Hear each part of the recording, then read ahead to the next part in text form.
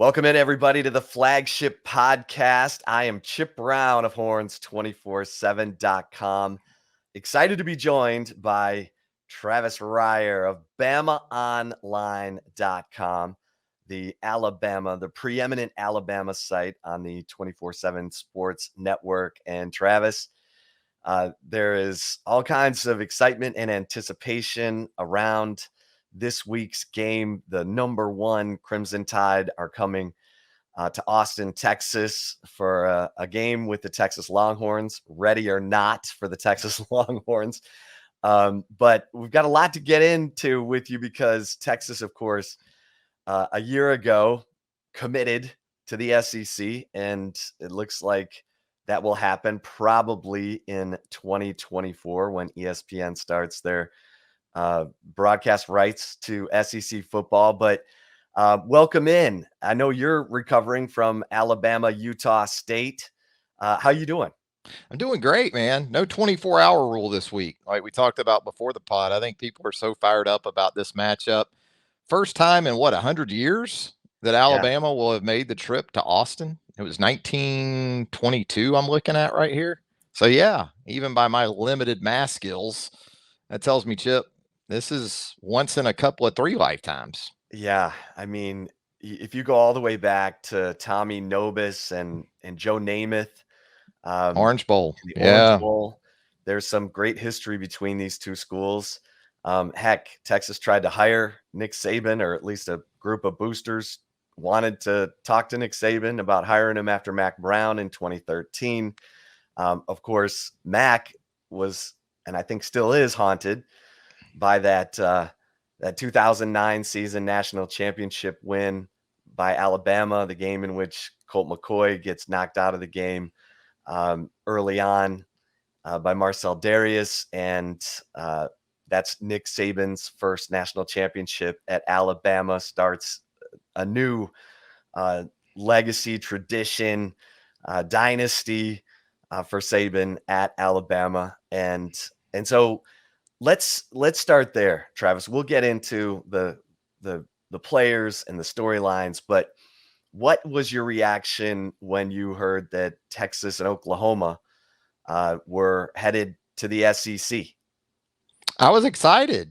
I mean, you're talking about two of the preeminent brands in college football, and it kind of continues that SEC footprint out into Texas, of course, with A&M already in the league, and makes a little more sense out of Missouri being in the SEC, I guess, with Oklahoma coming on board as well. But no, just brand recognition makes a lot of sense. A lot of television sets out that way too. From a TV perspective, you build on what you started the last time you expanded in 2012. But I like it from an all sports perspective too, Chip. I mean, with baseball, softball is just an emerging sport on the college level. You look at television ratings for the Women's College World Series these days, they continue to just blow up. So basketball, really like that with Chris Beard there now at Texas. And we've seen Alabama and Oklahoma hook up a couple times on the basketball court as well. I love it from every perspective. And then before you even get into the passion of the respective fan bases, you're getting two of the very best with those teams. Yeah, no doubt about it. And it sure sounds like it's going to be you're going to play 3 teams annually, and then you'll rotate the other 6. Is that what you're hearing? 3-6. That sounds most likely, because you still want to maintain rivalries, not just for your existing membership, but you're not bringing Texas in not to play A&M. I'm sorry. You're not doing that. You're not bringing Oklahoma in and saying, okay, well, OU Texas aren't going to play anymore. Now, that could be tough from the Texas perspective if that is, in fact, the plan, that you go in knowing that you're not only going to continue with OU, but now you're going to perhaps pick back up with A&M. So very competitive. But I think even for Alabama, a team like Alabama, the plan is to maintain with Tennessee and Auburn. And right now, those two programs, not exactly top 10 programs. Tennessee's making some nice strides under Josh Heupel. But I'll be interested to see what the third opponent is for some of these teams like Texas. But then Alabama, is it LSU that they maintain? Because that's been such a highly anticipated game on an annual basis, especially since Saban's been in Tuscaloosa. Yeah, you bring up Auburn, and it seems like Auburn is losing its mind over Nick Saban. I mean, I always say Texas don't become Auburn with all these coaching changes. And but then I think back to Terry Bowden, who Texas played last night. When they faced ULM, and Terry Bowden left there in a weird circumstance after 5 great seasons, and then he leaves. Is Auburn just like beside itself because they can't figure out a way to make a dent in the Nick Saban led Crimson Tide, or has Auburn always been this way? It's sort of been this way for as long as I can remember. And, you're right. Pat Dye had a hell of a run there, really established Auburn as a legitimate contender, both conference wise and then even on the national front under Pat Dye. But there's certainly been, I guess you could say, not controversy always or consistently, but turmoil, it seems like, on a consistent basis in terms of this tug of war, both at the administrative level and then from a supporters side of things. You talk about Auburn and the struggles, but since Nick Saban's been in Tuscaloosa, Auburn's won a national championship, Yeah, 2010 with Cam Newton, Chiswick. played for another one, really probably should have won that one in 2013 against Florida State, had a bit of a meltdown there in the second half. So there's been some good things. You look at Auburn in terms of teams that see Alabama on a consistent basis. I think Auburn's got 3 wins against Nick Saban, during his time in Tuscaloosa. That's better than a lot of teams in the SEC, but they just seem to struggle. And I'm not there on a daily basis, but just on the peripheral here, it just seems like there's this constant tug of war, and just getting everybody onto the same page has been a struggle for them. And, that's one thing about Nick Saban. It's his page. It's not going to be everybody coming together to get on common ground. It's Nick Saban's page, and you're going to get on it or you're going to get off. And that's just the way it's going to work. Yeah, I heard a story that Mal Moore was the athletic director when Nick took over, and he said, "Hey, tell the boosters they can't come to practice, but they'll like what they're going to see on Saturdays." I mean, Nick runs the show. In fact, we'll segue into Nick Saban because no one has adapted better to college football, all the changes, than Nick Saban. When you look at the fact that he was concerned years ago about the spread offense, the up-tempo offenses, saying it may not even be safe for the players. Now his offenses go up and down the field and score. And he's totally changed from that pro style, grind them up mentality. And Travis, it's been one offensive coordinator after another, and he seems to hire them as analysts and have them ready to take over when his next coordinator gets hired as a head coach. Yeah, it's almost like a farm system in baseball, where he stashes these guys as support staffers like Steve Sarkesian. And, they evolve into on the field coordinators, position coaches. Billy Napier was one of those kind of guys years ago. Now, we see him getting a top 10 win over Utah in his debut for Florida last night. So it is a breeding ground. There's no doubt about it. End of the day, he refers to it, though, as the Alabama offense. So regardless of who you are, Sark, Lane, Loxley, I mean, Brian Dable's head coach of the New York Giants now, was in Tuscaloosa in 2017. It's the Alabama offense. He does like guys to come in and maybe put their fingerprint on it, their thumbprint a little bit on it, and an impression on it that they can build upon. But absolutely, when it comes to adaptability, really on every front of running a college football program, that's where we haven't seen him take a step back. What we've seen is him say, okay, this is the way we're going to play football. And you've heard him ask it, sort of rhetorically, of college football. Is this what we want the game to be? And then when he gets his answer, he does what he needs to do and ends up making it his own. So people ask me, when do you think you'll notice maybe some some regression for Alabama under Nick Saban. I think that's probably where you would see it first, where he just gets to the point where he's kind of tired of constantly having to adapt and make changes. But we haven't seen any sign of that yet, including in NIL, which is certainly a big topic in college athletics these days. Yeah. We'll get to that in just a second. But when it comes to the Alabama offense, does he require that the terminology stay the same so that whoever comes in, they have to learn the terminology that's there, so the players aren't constantly having to relearn a new offense? Yeah, I think that's it, Chip, as much as is possible anyway. And again, there's going to be some expansion to that Alabama offense, depending on the coordinator. But I think that's how they're able to sort of, and talent obviously helps, but seamlessly transition from not only coordinator to coordinator, but quarterback to quarterback and sort of maintain this high level of success. And yeah, I do. I think it starts with continuity at the base level, whereas the pieces change, but the system really doesn't. When now back to the NIL piece this summer, when Nick Saban said that A&M bought the best recruiting class in the country, did that surprise you? What stood out to you most about that those comments, and then the exchange with Jimbo Fisher? Yeah, the comments didn't really surprise me because I think Nick thought he was speaking to a closed group first and foremost. I don't think he thought it was a true media involved type session. It was an event. It wasn't a press conference or a formal media availability. So from that perspective, I can see Nick in that mode. It turned into a firestorm very quickly, as we know. Jimbo said he didn't want to talk about it, so he held a press conference so he could absolutely talk about it.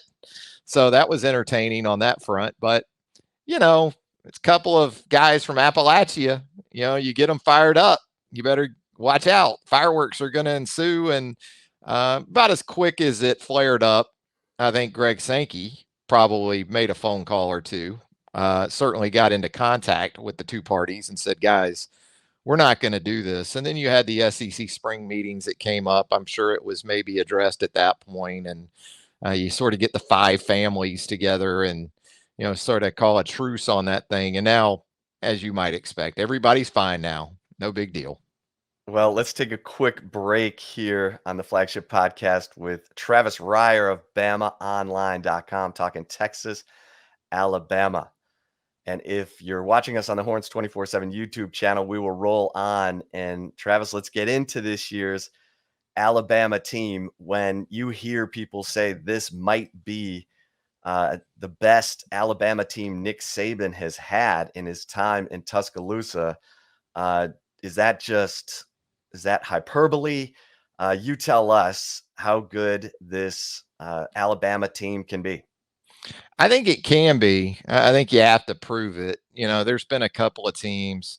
2009, when you would just want to talk about a decorated team with a Heisman Trophy winner, with a Butkus Award winner, with an undefeated team, national champs. You dethroned Florida in very memorable fashion. You ended Tim Tebow's college career essentially in Atlanta. That one's hard to surpass for me, but just in terms of the pieces, Chip, yeah, it's easy to sort of connect those dots because you bring back the reigning Heisman Trophy winner at quarterback.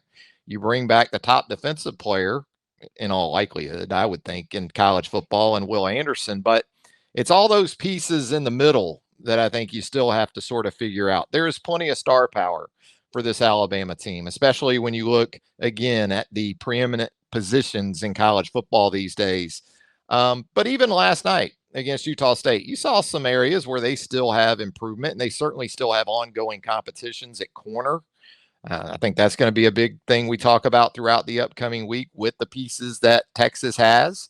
Alabama still rotating three corners on one side and playing Kool-Aid McKinstry mostly on the other.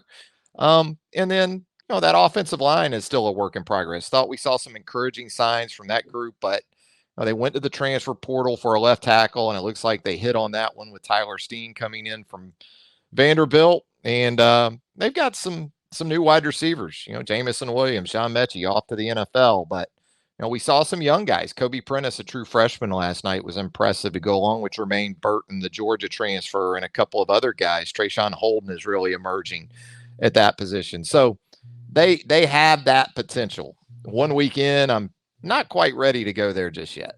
Yeah. By the way, Kool-Aid McKinstry, that's got to be the best college football name of the year. It's up there. I like Cavassier Smoke too. He's a running back at Kentucky. That it's a pretty good one. But Kool-Aid is that's, as you might expect. He's got an NIL deal with the actual Kool-Aid. So pretty smart branding there. Smart branding there. I think Texas fans look at Alabama's roster and say, "Oh my gosh, the Brockermeyer twins are not even in the two deep."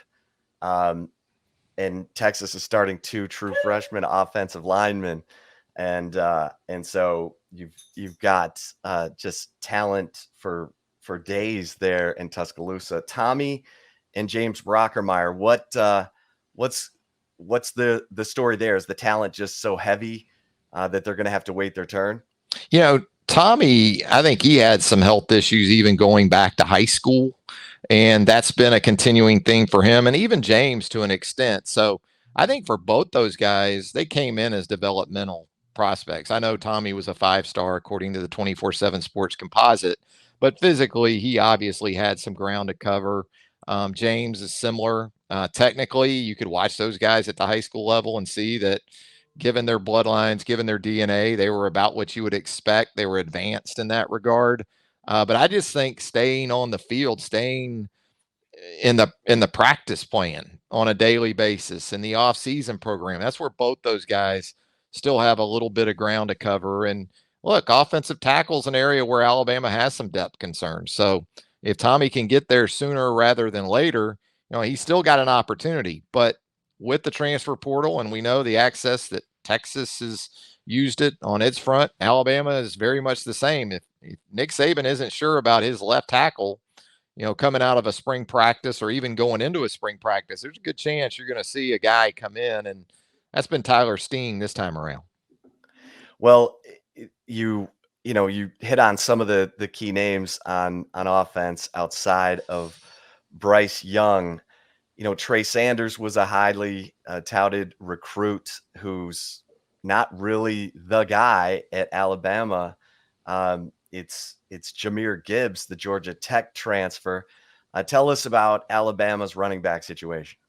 Yeah, it was sort of feast or famine against Utah State on Saturday night. Now, Utah State the previous week against UConn got absolutely gashed, and a lot of that was UConn went with condensed formations, bigger personnel, and just really emphasized getting downhill between the tackles. Well, Utah State wasn't going to let that happen for a second straight week. So most of the money that Alabama made in the run game in the opener was more on the perimeter, outside zone, kind of edge oriented. That's where you saw Gibbs flash that big time speed on his long run of 50 plus yards in the game. So, it's a work in progress, but it's not because they lack talent at the running back position. Jace McClellan is a Texan, as you know. He's right now the number 2 guy behind Gibbs. We actually saw those two in the backfield together. And I think we'll continue to see some 2-back stuff from Bill O'Brien, even against Texas this week.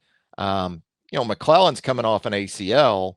So is Roydell Williams, the 3rd back. They both suffered knee injuries last fall, but to watch them Saturday night, they look like they are pretty much fully recovered from those setbacks. And then you get to Trey Sanders, who his first 2 years in the program had significant injuries, including in his first fall camp a couple of 3 years ago. Then he's in a car accident a couple of years ago. And then last year he was able to sustain and remain available throughout the season and recover. And I think he's just now getting to where he needs to be in his 4th year from a physical standpoint. Jamarian Miller, familiarity there, I know, with Texas. He saw action as a true freshman in the game Saturday night, and he looks good too. He had a run of about 23 yards in the opener. So they've got 5 guys they feel good about. The depth there is good enough that Emmanuel Henderson, who some people rate as the number 1 running back recruit for the 2022 cycle, they're actually playing him at wide receiver right now. So talent isn't an issue. They're just continuing to find out more and more about some guys that are, as much as anything, coming off of injuries. Well, let's go to receiver. Um, gone are Jamison Williams and John Mechie. And as you mentioned, Jermaine Burton helps Georgia win a national championship and then transfers to Alabama. How about that? Yeah, 26 catches on a national championship team, and you're their wide receiver one. Georgia is awesome with their tight end stuff, man. You saw it again on Saturday afternoon against Oregon. They can go with that 12 personnel with two tight ends on the field, Darnell Washington and Brock Bowers, and just devastate 95% of the teams they play. And they did that. So for Georgia, it's more about between the hash marks, right? At Alabama, it's become more about outside the hash marks. And if you're Jermaine Burton and you're thinking about your career beyond college, and you're seeing Jamison Williams and John Mechie have 75 plus catch seasons, and you caught 26 a year ago, and you got Bryce Young back at quarterback, it made some sense, I'd say, for Jermaine to make that jump. And I think Burton is more along the lines of a Mechie than he is a Jamison Williams.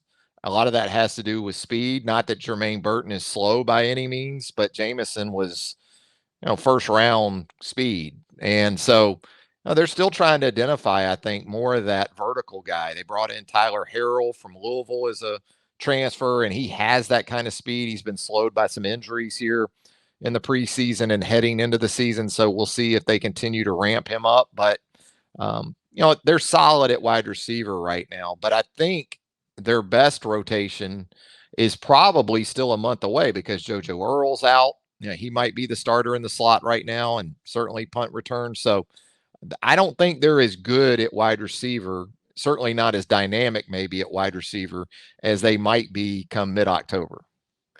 And Cameron Latou at tight end really emerged last year. Probably a big reason why Jaleel Billingsley headed to Texas, because he got passed over, and they're not really the same player. Cameron Latou can handle the blocking aspect and catch the football. But talk about that tight end position and how much they'll rely on that. Yeah, Latou's been slowed by injury himself in the preseason. So they've begun to get him back into things this past week.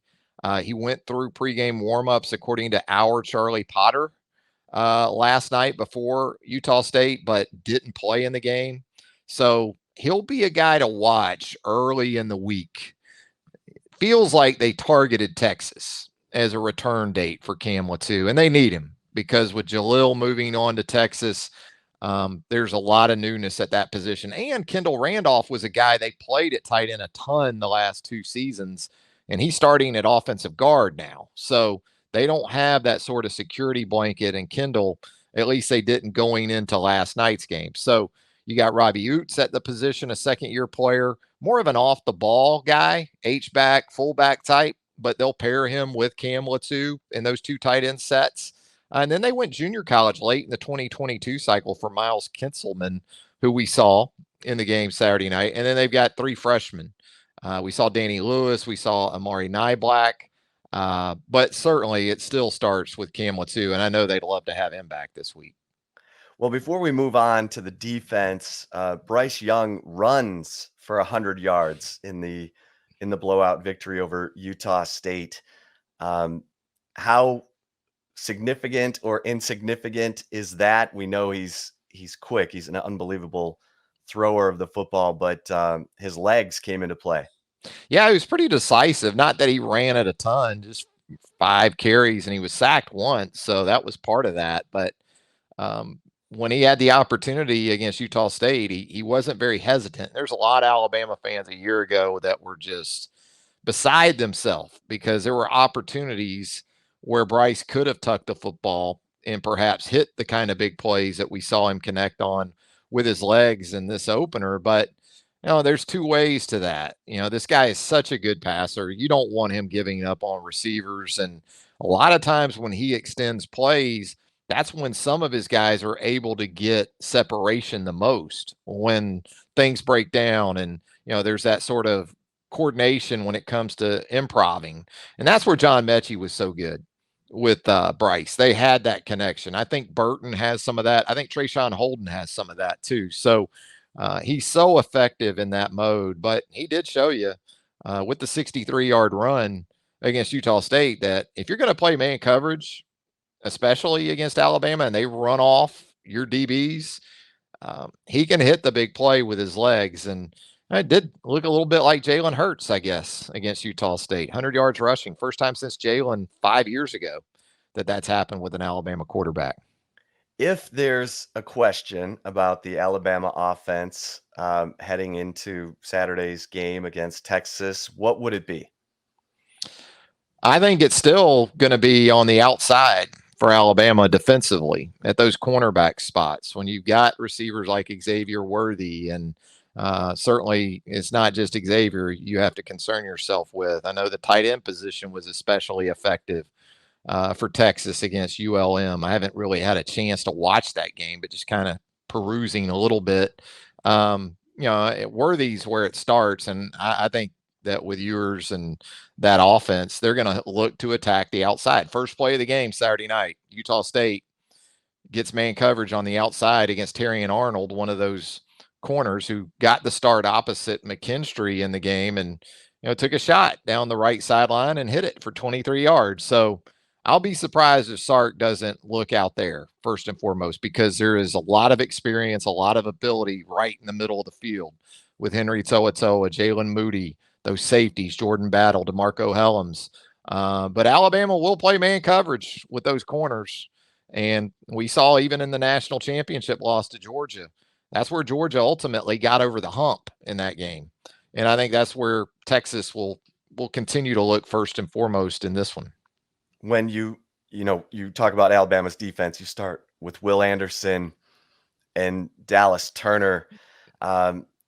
Just talk about what makes Will Anderson so special. I'm a Heisman Trophy voter, and I, had Will Anderson on my ballot last year, and thought he had a better year than Aiden Hutchinson. What stands out about Will Anderson?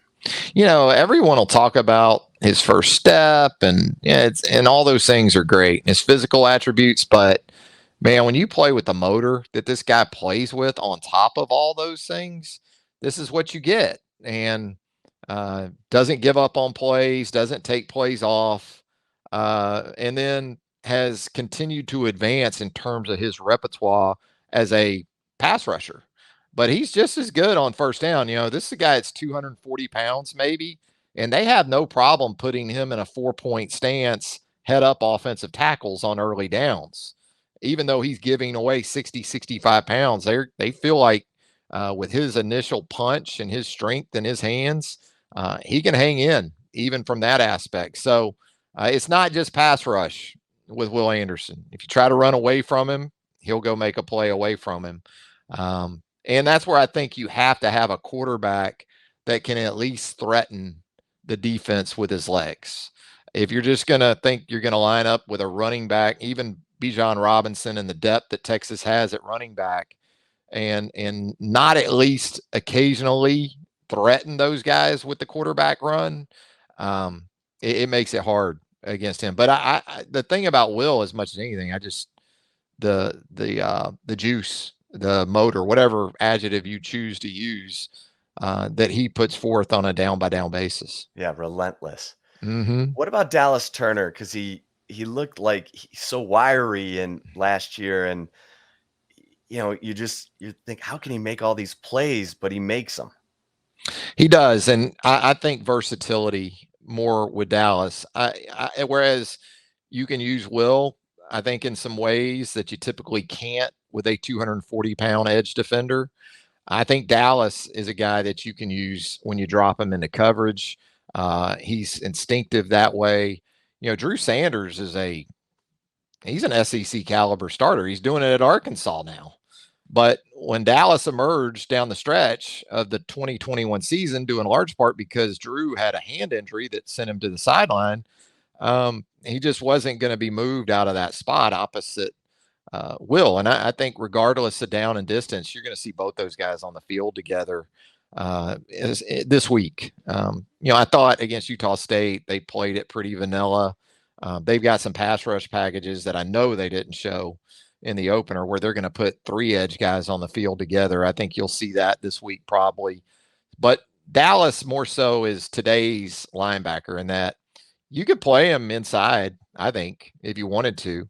And then on passing downs, you could kick him outside. But they're deep enough at inside linebacker that he pretty much focuses on that strong side position. And with the expectation being that will move on after this season, then you expect it to be largely about Dallas out there in 2023. Well, you mentioned that Alabama defense being so strong right up the middle, and the man in the middle, number 10, Henry To'oTo'o at middle linebacker. Just talk about what he brings to the table. He brings consistency, and I think he brings a sense of security in that he is that traffic cop type guy in the middle of the field. There's a comfort in knowing that he can make the calls, he can make the checks. I think he would actually be better suited off the ball at the weak side position, but again, for what they need in terms of a signal caller and a guy that can sort of quarterback things, that's what he gives them. And he's just a solid veteran player, and he's an every down Mike. He's going to be out there in all 3 packages, whether it's base, nickel, dime. And then, with Jalen Moody next to him, you got another veteran, just a guy who hadn't started much in his Alabama career because you've had Christian Harris there for the last few years. But, Jalen's got his opportunity now. They really like Deontay Lawson, a second-year player that might be the future at Mike linebacker in 2023 and beyond. So they've got 3 they feel really good about at inside linebacker. They're still, I think, in identification mode when it comes to a 4th guy. But those top 3, I think they feel like are interchangeable. Nick's had some adventures with the kicking game and kickers. How are the Crimson Tide looking on special teams? Well, Will Riker's been really solid. He's been a revelation for the fan base because it has just been a sense of dread in a lot of years when Alabama runs the field goal unit out there. But Will Riker's been great. In 2020, he didn't miss a kick. Last year, I think he was 21 to 26, maybe on field goals. And, fans were like, well, what's wrong with him? He missed 5 field goals. But he made 2 on Saturday night, his only 2 attempts, 45 and 33 against Utah State. Just consistent, had an injury a couple of years ago as a freshman. He's overcome that, looks to have gotten stronger and stronger since. And, I think punting is an area where they haven't been up to snuff. Now, it hasn't mattered because they've been so prolific offensively, you hardly notice. But, they had that 4-year run with J.K. Scott where there just wasn't a better punter in all of college football. But since J.K. left, after the 2017 season, it's been a little bit of a dearth there. And they brought in an Aussie like everybody else. James Burnip is in his 2nd year on the job, but had a 51-yard punt last night, also had a punt blocked. And I see where Texas blocked a punt against ULM. So something to keep an eye on for this week. And I see where it was Keelan Robinson that scooped and scored with the Alabama ties there. Good for Keelan, man. I was always a big Keelan fan.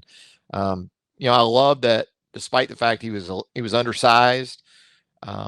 His freshman season, early in the season, Alabama did not have a back that ran harder than Keelan Robinson. And that's including Najee Harris. And then Najee sort of took over and the rest was history. But yeah, I'd keep an eye on the punt game for Alabama. They had a breakdown in protection against Utah State. I'm guessing Nick Saban might talk about that a little bit this week. Well, Jeff Banks well, Travis, from his time there at Alabama. And I'm told that hire by Steve Sarkesian did not make Nick Saban very happy. And if there was any thought of Golding leaving Alabama to join Texas, those thoughts went out the window after Jeff Banks got hired. What did you hear on your end? Yeah, I mean, Jeff's an excellent position coach and a coordinator. I mean, he does a great job with tight ends. Very good special teams coordinator. I think most times with Nick, if there's value in a guy, it goes back to recruiting as much as anything else. So when you combine what Banks was doing in the state of Texas as a recruiter, I could see Nick not being pleased with having to replace that guy. And they've gone through a couple of guys since Jeff left, actually, in those roles. And I think they feel good about Coleman Hutzler now as their outside linebackers coach and special teams coach. And they've made some changes offensively there at the tight end position that I think they like a lot as well. So yeah, I think assistants at Alabama, not to say they're overvalued, but there are some that certainly are valued more than others, and I think Jeff was probably one of those guys. Well, let's we'll wind it down on the dynamic, the familiarity between Steve Sarkesian and Nick Saban. Obviously, Steve knows how Nick likes to operate. He knows Pete Golding, the defensive coordinator, very well. Nick knows everybody and everything. How do you see that dynamic entering into this game? Yeah, it does. It runs both ways in terms of familiarity for these staffs. And look, Sark, when it comes to having a script, it can be as good as any in football. We know that. And so that'll be interesting. The first 15 or 20 plays for Texas on the offensive side of the ball. And, we can talk all about that, but, rosters matter, as we know. I think for Texas, it's a tough point to get Alabama in the season, even with Alabama going through some injuries and some changes at some important spots. I think that the game next year in Tuscaloosa is a point where the Texas roster will be in a better position for this type of matchup, right? Bryce Young probably gone, Will Anderson probably gone, Quinn Ewers year 2, you would think, hopefully for him as a starting quarterback. The problem with next year is you go to Tuscaloosa. So that's where I turn more than anything else. I know that Texas is continuing to add significantly to that roster on the recruiting front and from a transfer portal perspective. Timing's everything, though, when you see a team like Alabama, not just in terms of a tenure for a head coach, where they're at in that, but also at what time in the season do you see them? I think Texas, I know Texas offensively has already had a couple of significant injuries, but I think roster-wise, there is some benefit to getting Alabama early in the season while your roster is still relatively whole and you haven't gone through the grind of the season. It's like Ole Miss. Ole Miss this year gets Alabama in mid-November. I don't like that for Ole Miss.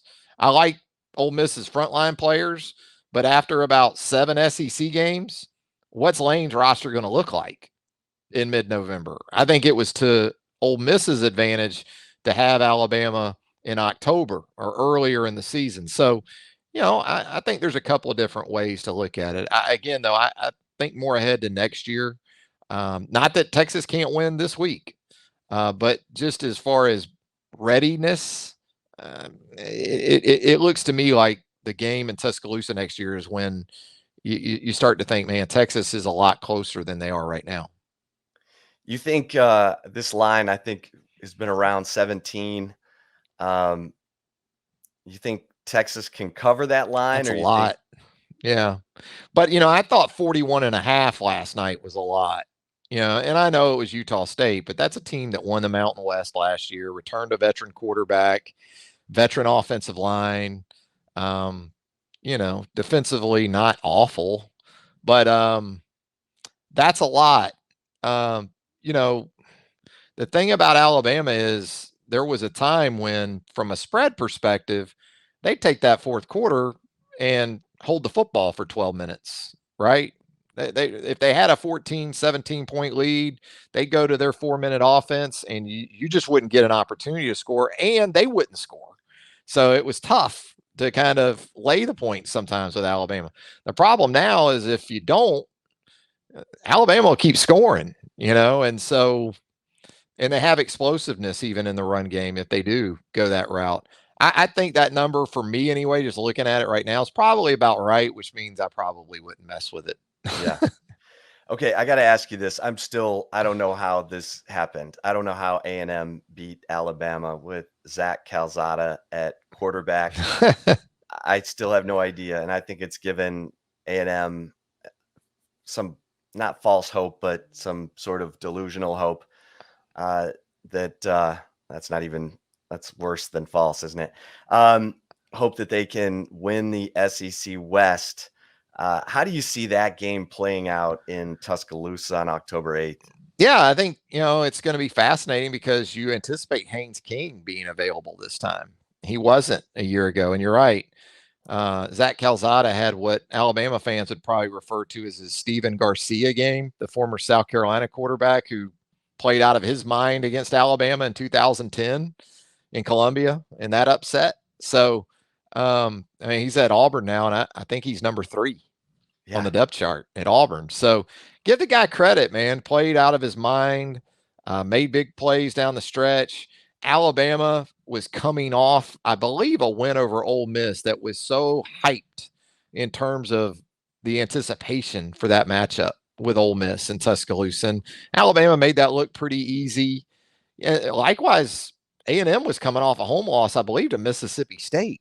So when you start putting together the elements for the ultimate trap game, even though before the season everybody was talking about Alabama A&M because it was the CBS Saturday night game that week, so there was certainly some anticipation, but A&M hadn't shown any signs of that in the previous weeks. And I think part of it, Alabama didn't play to its typical standard, had some turnover issues, gave up a long kickoff return for a touchdown to Devon Achane. So really all 3 phases, Alabama came up short, but Calzada did. He made plays when he had to. And, as for this game, I watched a little bit of A&M on Saturday, and, I think there's still going to be questions about the quarterback position. Are you going to take Haynes King over Bryce Young?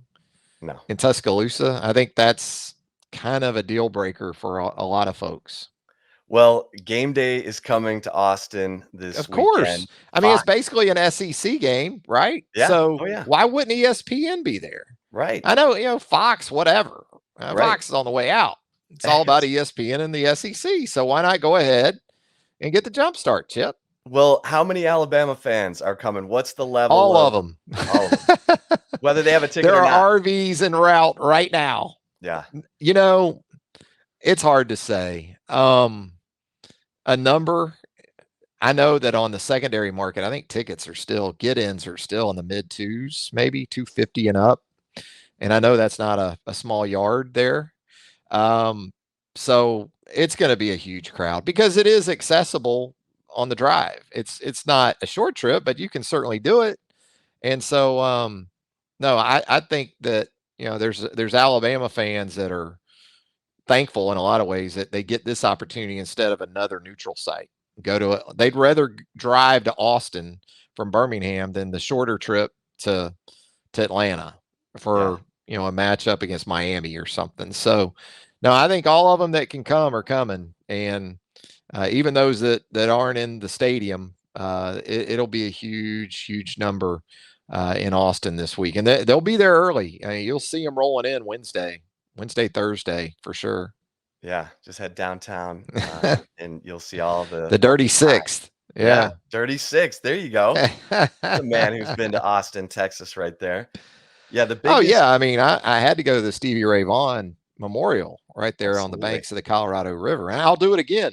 Absolutely. When I'm there this weekend, I got to pay tribute to the man. I love it. Well, the biggest probably presence we've seen from opposing fans, LSU. The Joe Burrow team that ended up winning the national championship, and Ohio State in 2006. They had 10,000. They rented Texas's basketball arena for a pep rally. Wow. Which, I'll be surprised if Alabama doesn't have more than 10 grand there. If they can get them in, they're going to get in as many as they can. And Alabama fans don't have a problem spending the money on tickets. So that's some big crowds, but I think Alabama will be right there with them. And LSU, it's almost like Premier League soccer in Britain. It's not the numbers as much as it's just such a different fan base altogether. Yeah. It literally is like when they come to town, it's unlike anything you've ever experienced. And so when they go to Tuscaloosa, I mean, there's been years in Tuscaloosa with some of those games, there's been 150 to 200,000 people in town for an LSU game weekend in a city that holds about 80. So it's unlike anything else. Well, Travis, I'm putting you on the spot here for a prediction. You don't have to give me a score, but how do you see this game going? Yeah, I think that for Alabama, there's still enough newness in some key spots where, I know they got out to a pretty quick start. That was Utah State. Had a big second quarter to go along with that. So you typically think about games like this as the visiting team having to survive the early storm. And I think it's the other way around this week. I think Texas has to be able to get through that first 15 minutes. Anything, even if it's down, even if we're talking about a 7-0 Alabama lead, I think that's a positive for Texas. And certainly if Texas is in the lead, all the better. But with this offense and Bryce Young, you got to survive that early thrust because it's coming. And so if Texas can do that, I think we're looking at a 4-quarter football game. The thing you worry about with Texas is an early deficit, still a young quarterback. Does he press if Alabama gets out to a 10-0, 14-0 lead, and then you start taking some chances? And can Sark stay patient in that regard? Because a touchdown, 10 points, 14 points is not good. But with this offense, and then if you become one-dimensional, then you just make Will Anderson even more of a problem. So commitment to Bijan Robinson, the run game for as long as you possibly can do it, mix in Ewers and that passing game, and take care of the football, first and foremost. Alabama thrives on the non-offensive touchdowns via defense, special teams. So I think for Texas, it has to be clean in that area. And then also, obviously, turnover margin. You can't afford to be -2 or more in that regard. So play clean is the thing for Texas this week, and survive the early storm. If Alabama gets off to that kind of start, then I think something in excess of that 17 points that we talked about is really likely. If not, I think this is a manageable situation for Texas that you can get into the fourth quarter. Yeah, no, it's great stuff, Travis. Travis Reier, BamaOnline.com for all of our 24/7 sports subscribers. That's the place to be this week for all your Crimson Tide information and countdown to kickoff. Flow Ride is coming in. Oh, really? So it's real. Oh, okay. Yeah. Oh, yeah. Flow Ride is going to be performing at the Longhorn City Limit stage right outside of Darrell K. Royal Texas Memorial Stadium. I mean, I think I was hoping maybe more for Gary Clark. Yeah, that would have been nice. But Flow Rider, Hey, hey, what can you say, Travis? Well, that has celebrity guest picker maybe all over it. Yeah, for ESPN, maybe we'll see. Good point. I don't know. Willie Nelson. Is there any way we can get Willie? To the celebrity picker? Maybe I would like that. Yeah, usually they trot out the redheaded stranger. We had Willie in Tuscaloosa not long ago, and man, just incredible. Yeah, upper 80s now, and just still a favorite. Yeah, should be a lot of fun. And I know our folks at BamaOnline.com are going to be plugged into you guys at Horns 247. So look forward to it throughout the week, Chip.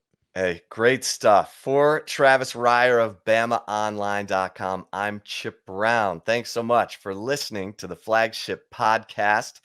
Until next time, stay safe and keep the faith.